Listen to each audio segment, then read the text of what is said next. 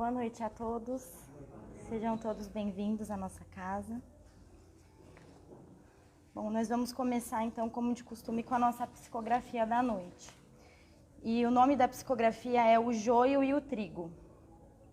Jesus separa o joio do trigo. Interpretemos o joio como imperfeições, algo que se infiltra para ocultar-se e não ser arrancado da sua zona de conforto. Como semeador, Jesus trabalha no campo, e o campo dos nossos corações é o solo preferido do irmão maior, que com tanta humildade e amor se dedica aos pequeninos. Ainda somos o joio do campo, com ternura e dedicação. O grande semeador ceifa o mal e faz prevalecer o bom trigo através do Evangelho, sua maior lavoura no bem. Essa psicografia foi recebida aqui na nossa casa no dia 3/3/2022.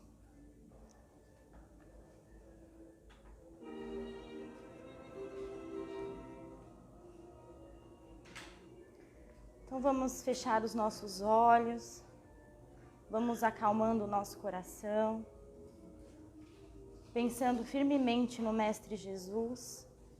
Vamos agradecer a Ele por mais essa oportunidade de estarmos aqui reunidos, entre corações tão queridos, tão amados, para que a gente possa mais uma vez estudar, meditar no Seu Evangelho. Agradecemos a Ele por mais essa oportunidade de trabalho. Abençoa, Senhor, a todas as pessoas aqui presentes, encarnadas e desencarnadas. Abençoe os trabalhos que estão se iniciando. Abençoe o nosso irmão Carlos, para que as palavras que ele fez com tanto amor, com tanta dedicação, possam tocar o nosso coração, que a gente possa sair daqui com mais entendimento e que possamos colocar os seus ensinos em prática. Obrigada mais uma vez, Jesus, por essa oportunidade, que assim seja, graças a Deus.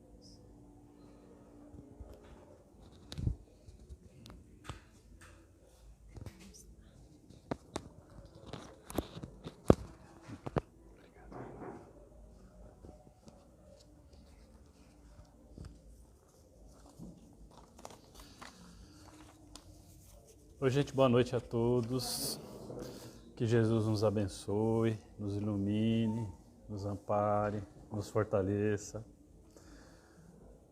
Como tema, eu pedi licença, à casa para falar sobre a prece como autoproteção, Porque quando a gente fala em autoproteção, a gente lembra de usar o cinto de segurança, A gente lembra de usar os equipamentos de segurança. Mas como é que pode, fazer uma analogia com prece e como algo que possa nos proteger, E aí é sobre isso que eu vou tentar desenvolver aqui o meu raciocínio e agradeço a todos pela oportunidade, de compartilhar as minhas ideias com vocês, tá bom?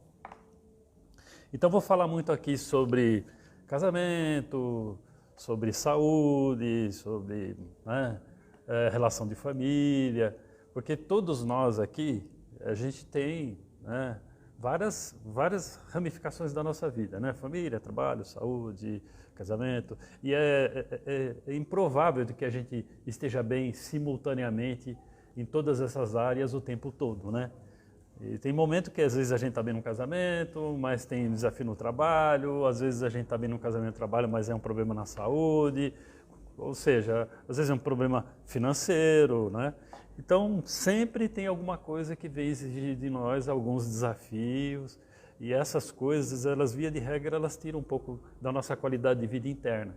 A gente acaba ficando assim, um pouco tenso, angustiado, E aí, como lidar com esses desafios, tá bom?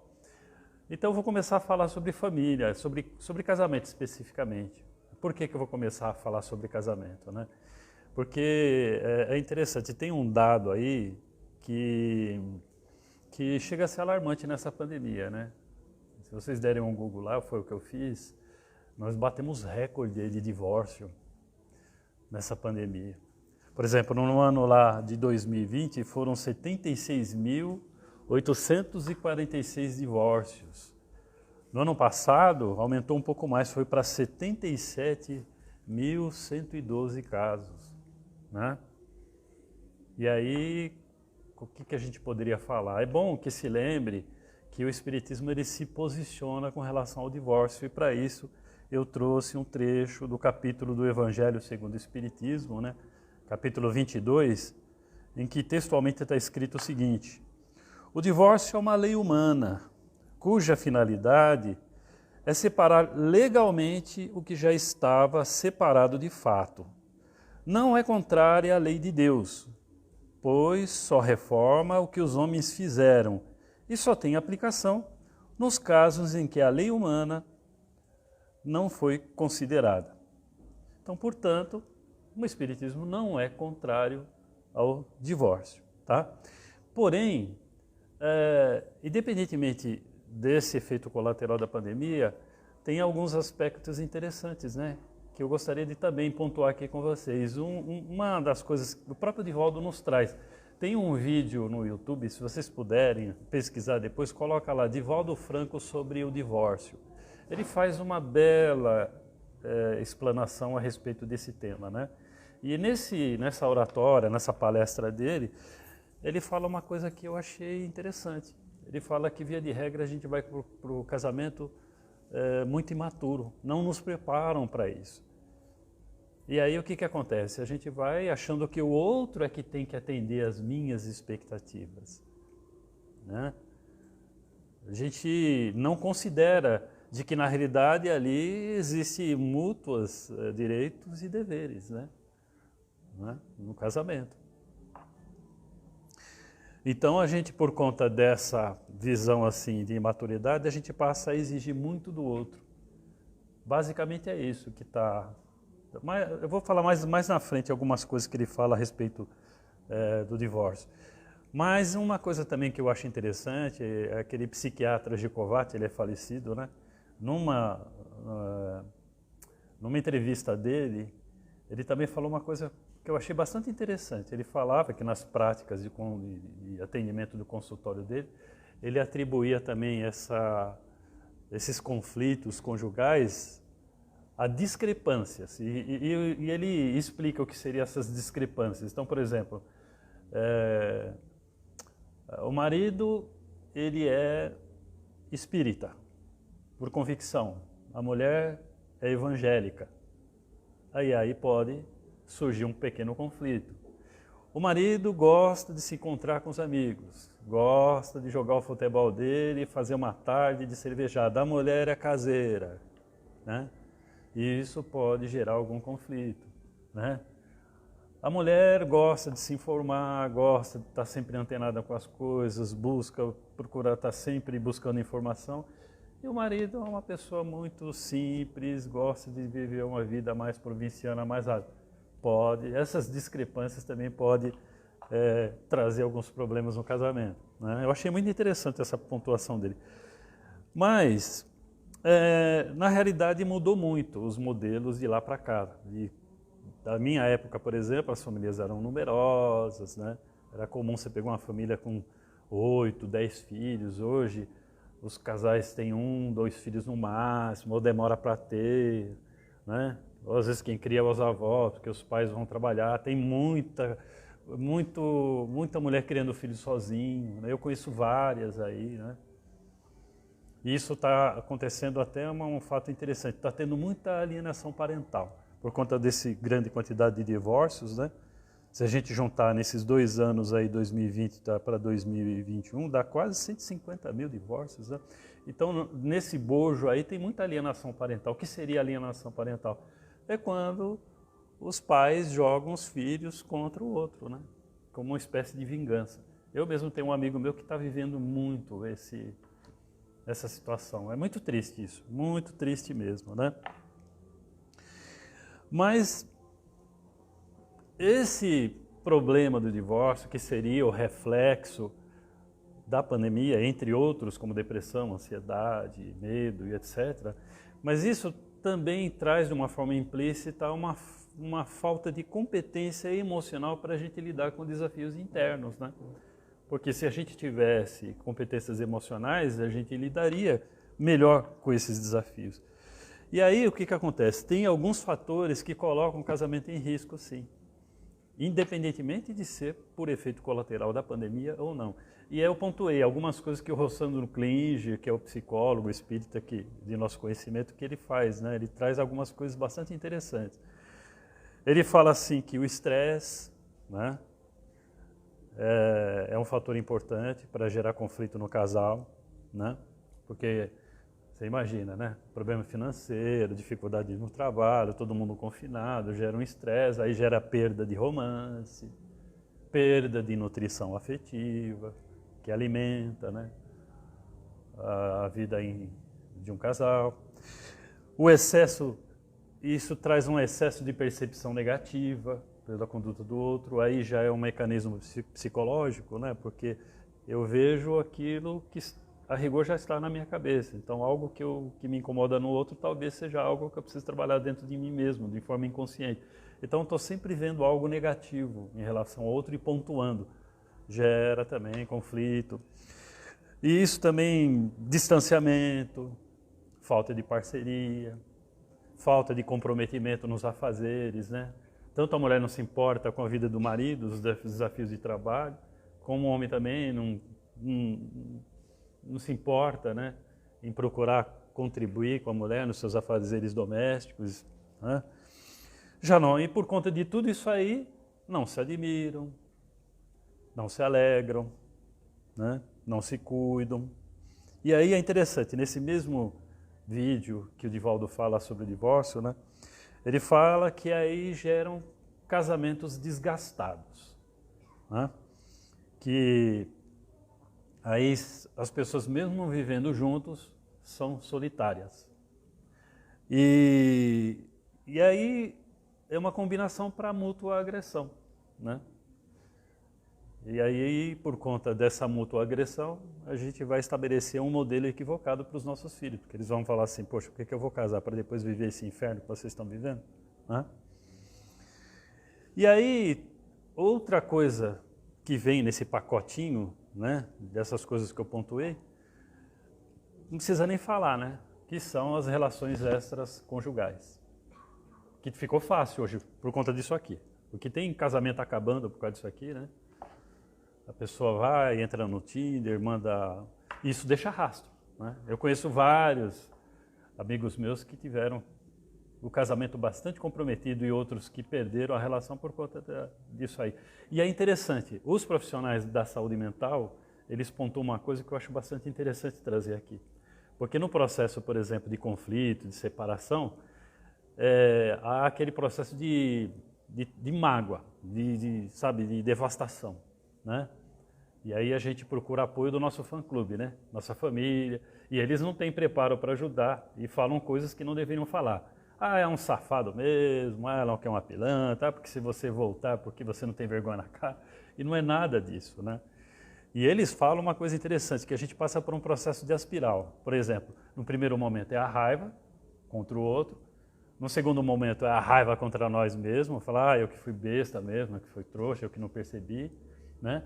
Depois vem uma aparente superação, não, deu certo pelo tempo que tinha que dar, então agora eu estou bem, vou viver minha vida, só que depois volta de novo no processo de devastação, de raiva com o outro, de raiva com a gente, de aparente superação. E eles dizem que essa espiral vai abrindo e demora algum tempo para passar, né? Que varia de 2, 3, 4 anos. É curioso saber disso, né? Muito interessante.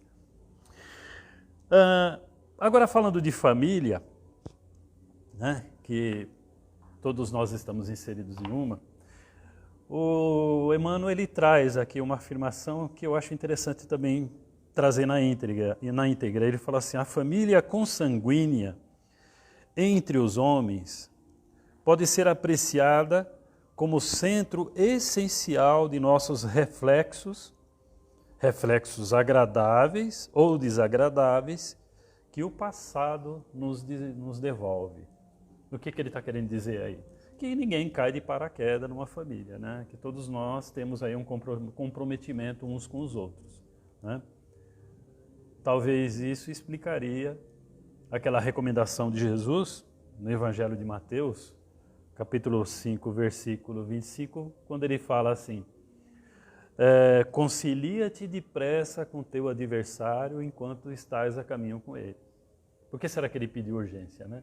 Para que não fosse depois um casamento difícil, né? Um filho problema. Né? Todo mundo aqui sabe do que eu estou falando, porque num agrupamento familiar sempre nós temos os nossos desafios, né? Sempre nós temos. Mas nem tudo é espiritual. Às vezes é erro de comportamento mesmo, porque a gente não busca, como eu disse, competências emocionais para lidar com o desafio da relação humana, né? Por exemplo, tem alguns problemas, alguns erros que são bem contextualizados pelo momento que nós estamos atravessando. Com as crianças, na minha humilde opinião, é que hoje os pais eles são fornecedores, né? Então eles procuram fornecer as coisas para o filho, procura dar as coisas, principalmente essa parafernália eletrônica, né? Tablet, celular, televisão, né? E os dados são preocupantes, porque uma criança, por exemplo, quando ela vai no primeiro ano de escola, ela já soma mais de 5.000 horas na frente do monitor. Isso é um dado estatístico. Isso tem um comprometimento num atraso no desenvolvimento motor, na privação de sono, aumento de agressividade, né? As crianças são extremamente agressivas com o irmão, com o pai, com a mãe, com o animal, com as plantas, né?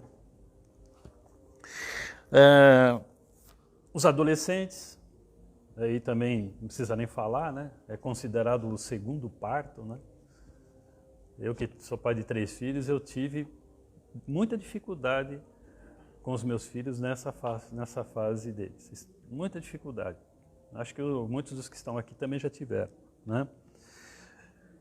E hoje é uma coisa interessante, é porque a gente não estabelece uma hierarquia bem definida, né? Eu já vi alguns profissionais da saúde mental, eles não têm um consenso sobre isso.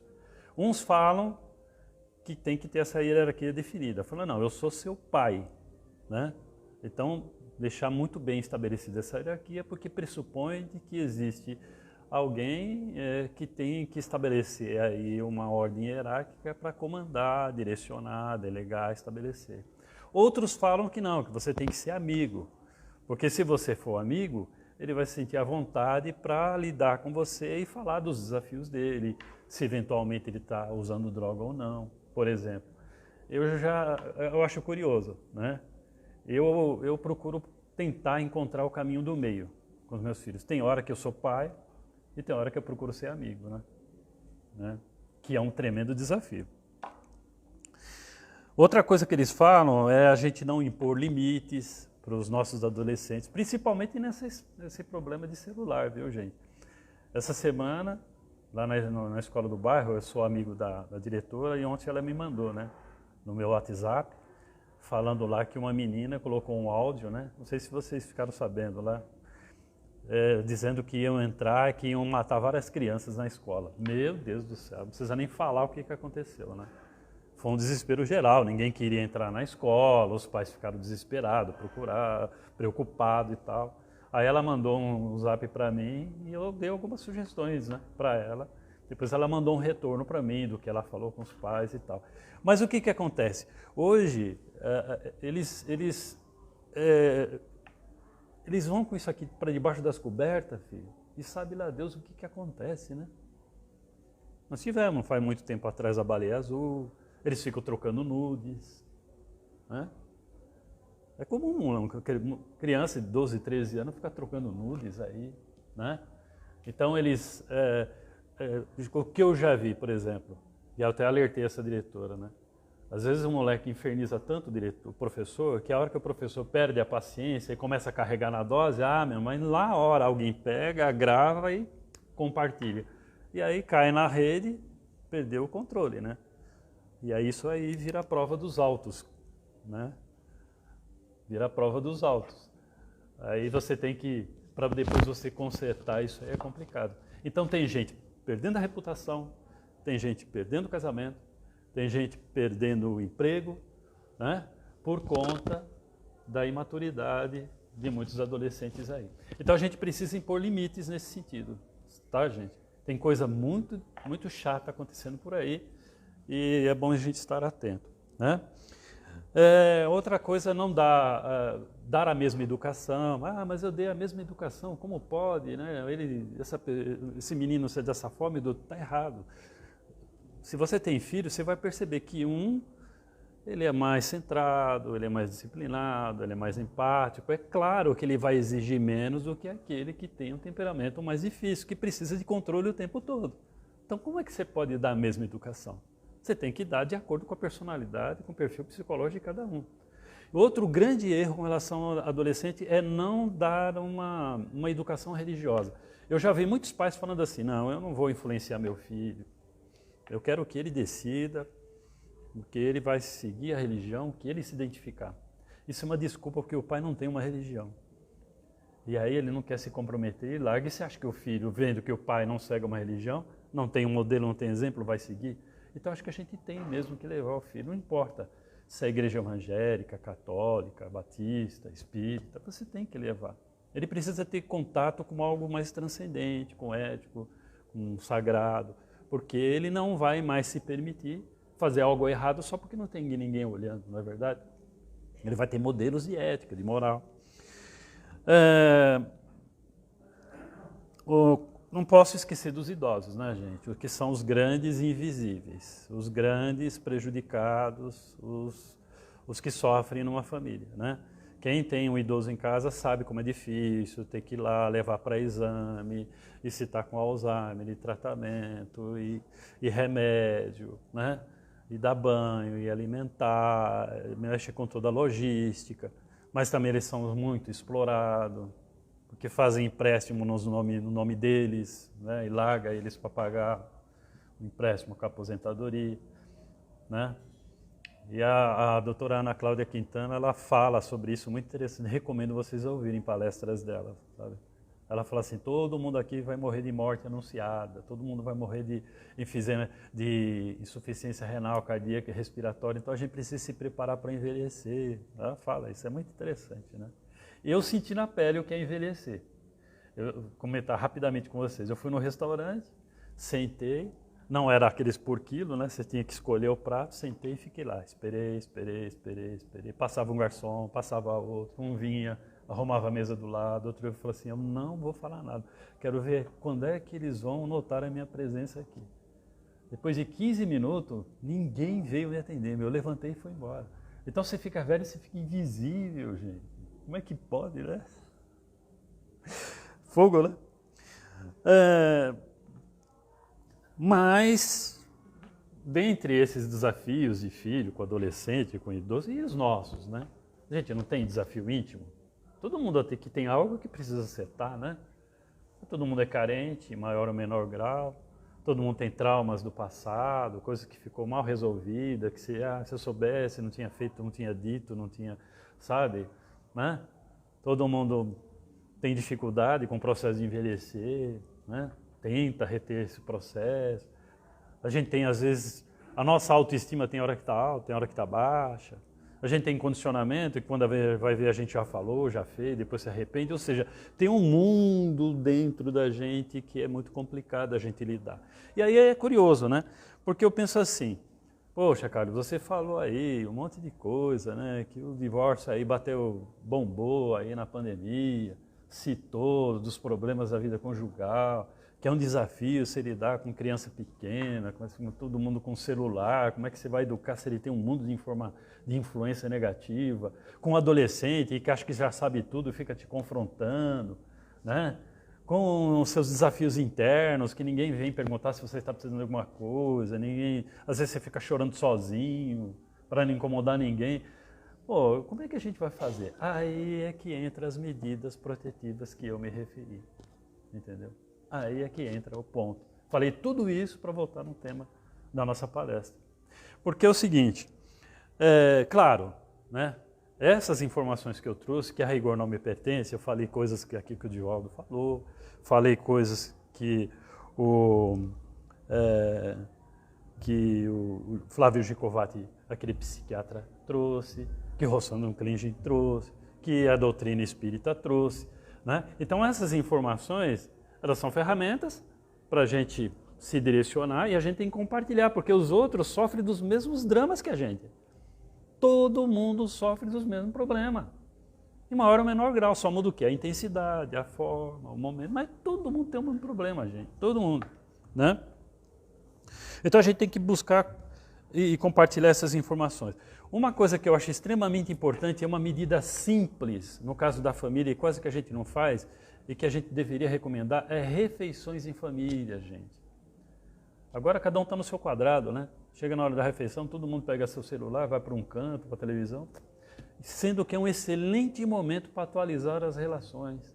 Um excelente momento para voltar à unidade familiar.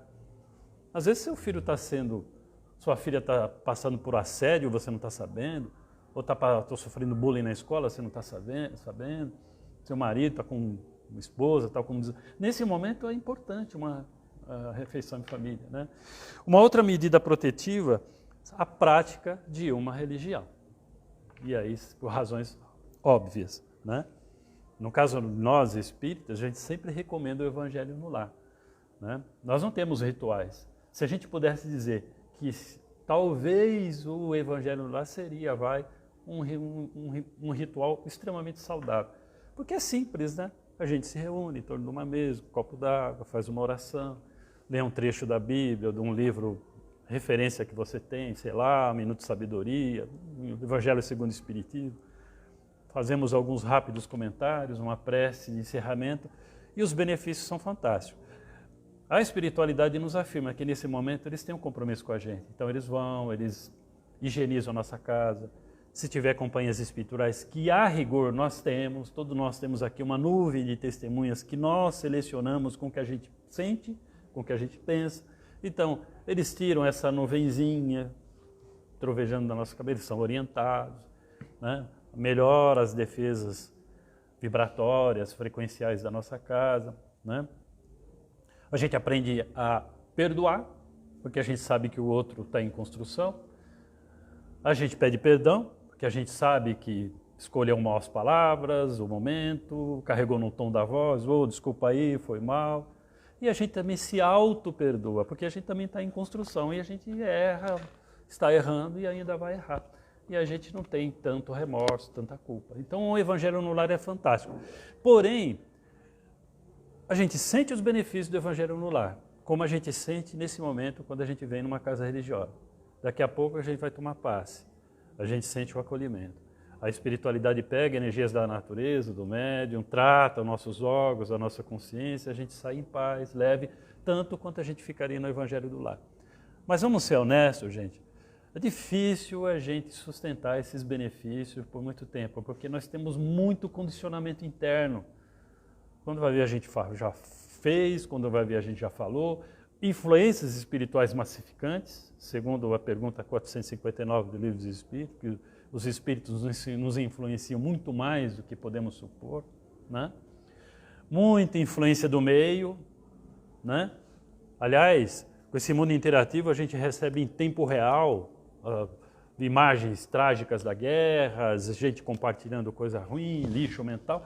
Ou seja, como é que a gente vai manter, né, a nossa sanidade mental, ficar num bom astral com tanta coisa negativa? Aí vem a oração, gente. A oração, ela é fundamental. Eu diria que é mais que uma necessidade espiritual, é quase uma necessidade fisiológica, eu diria. Porque você pode ter dinheiro, você pode estar com o seu sistema imunológico bom, sei lá, mas como é que você pode estar bem em várias ramificações da sua vida, como eu pontuei, se você está desesperançado, angustiado, triste, né? Então a prece, ela nos centraliza. No Livro dos Espíritos, na pergunta 660, Kardec pergunta para os espíritos da codificação o seguinte: a prece torna melhor o homem? Sim, porquanto aquele que ora com fervor e confiança se faz mais forte contra as tentações do mal, e Deus lhe envia bons espíritos para assisti-lo. É este um socorro que jamais se lhe recusa, quando pedido com sinceridade. Ou seja, isso aqui é a prova cabal de que as nossas orações são ouvidas. Porém, muitos dos nossos irmãos de outras religiões, eles acham que a mudança é assim, ó, é como se fosse um passe de mágica. É como se fosse venha que Deus vai fazer um milagre na sua vida, uma transformação. Ou como eu já vi, ore por mim, né? Porque a gente no fundo acha que a prece do outro tem poder e que vai haver uma transformação milagrosa rápida. E não. Na pergunta quase que subsequente, na pergunta 663, Kardec pergunta assim: podem as preces que por nós mesmos fizermos mudar a natureza das nossas provas e desviar-lhe o curso? Resposta: as vossas provas estão nas mãos de Deus e algumas há que têm de ser suportadas até o fim. Mas, se Deus sempre leva em conta a resignação, a prece traz para junto de vós os bons espíritos, e dando-vos estes a força de suportá-las corajosamente, menos rude elas vos parecem. Hemos dito que a prece nunca é inútil quando bem feita, porque fortalece aquele que ora, o que já constitui grande resultado. Ajuda-te a ti mesmo e o céu te ajudará, bem o sabes. Demais, não é possível que Deus mudem a ordem e a natureza das coisas ao sabor de cada um, porquanto o que, do vosso ponto de vista mesquinho e da vossa vida efêmera, vos parece um grande mal, é quase sempre um grande bem na ordem geral do universo. Além disso, de quantos males não se constitui o homem o próprio autor pela sua imprevidência ou pelas suas faltas? Ele é punido naquele em que pecou. Todavia, as súplicas justas são sempre atendidas, mais vezes do que supones.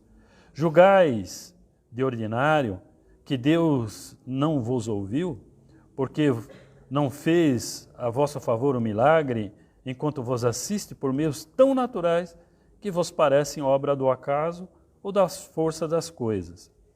Muitas vezes também, as mais das vezes, eles vos sugerem a ideia que vos fará sair das dificuldades pelo vosso próprio esforço. Ou seja, é um processo.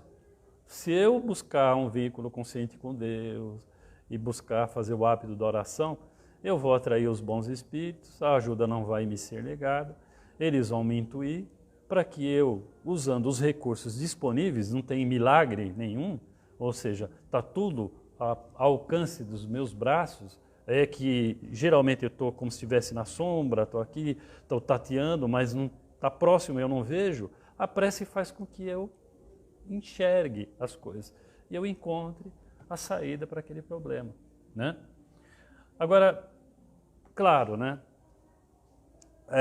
Como eu disse, é difícil a gente sustentar os benefícios daquilo que a gente veio buscar nessa noite, no Evangelho no Lar, no benefício do passe e tal, né? Mas eu costumo sempre recomendar para os meus amigos, para as pessoas assim que eu quero, para que a gente possa fazer micro-orações ao longo do dia, por exemplo, porque a gente tem estados emocionais que oscilam em função das várias influências que a gente tem. Influência do condicionamento interior, né? Dos meus condicionamentos, influência dos espíritos, porque eles encostam e dão um sentimento de angústia. Isso é uma dica para a influência espiritual negativa. Se você sentir angústia, pode ser a aproximação de um espírito equivocado, né? Ou influência do meio, porque a gente recebe muita coisa negativa. Então, se eu procurar fazer, a depender do meu estado emocional, eu fazer micro-orações, eu vou fazendo com que os efeitos benéficos da oração eles se perpetuem. Por exemplo, eu estou angustiado. Ô Senhor, estou angustiado nesse momento. Pacifica o meu coração, me dá tranquilidade. A hora que você abre os olhos já está diferente, né? Ô Senhor, eu estou com medo. Melhora a minha fé. Que eu possa guardar a certeza que o Senhor está no comando de tudo. Pronto, abrir os olhos já facilita, não é? Então, eu acho que se a gente fizer essas micro-orações a depender do nosso estado emocional, a gente vai fazer com que os efeitos dos benefícios, tanto do passe, quanto da prece, quanto do Evangelho no Lar, ele se prolongue e a gente vai estabelecendo um santuário interno, né? A gente tem uma sintonia fina com o mentor ou com a espiritualidade que está a serviço em todo lugar. E eles vão sempre nos conduzir para a gente fazer as nossas melhores escolhas, para a gente escolher as nossas melhores palavras, para a gente escolher as nossas melhores ações, tá bom? Eu agradeço de coração a oportunidade que Deus me deu, que essa casa me deu abordar esse tema tão importante para todos nós, tá? Jesus nos abençoe a todos.